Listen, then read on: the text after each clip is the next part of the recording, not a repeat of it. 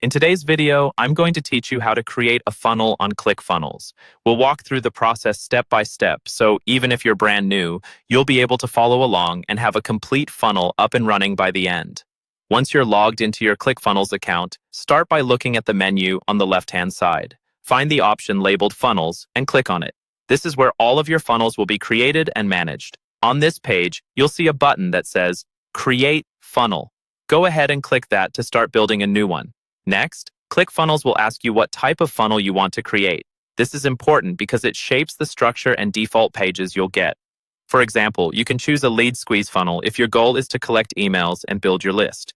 If you're rolling out something new, a product launch funnel is great for guiding people through interest, education, and purchase. If you're hosting an online event, pick a webinar funnel to drive registrations. If you want to focus on direct sales, a cart funnel helps you sell products straight through the funnel.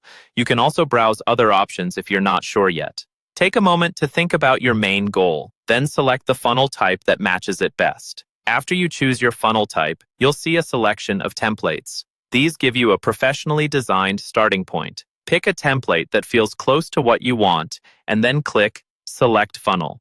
ClickFunnels will now set everything up in the background. This may take a few moments, so just wait while it installs the funnel for you. Once it's ready, you'll see an option to Customize Now. Click that to open the funnel editor. This is where you'll customize each page. Start by editing the text, images, and layout so the content matches your brand and your offer. If you're selling something, make sure you add your products inside the funnel so customers can actually purchase. You can also set up email follow-ups using workflows, so people who opt in or buy receive automatic emails from you. When your pages look good and your products and workflows are in place, connect your domain so your funnel can go live on your own web address.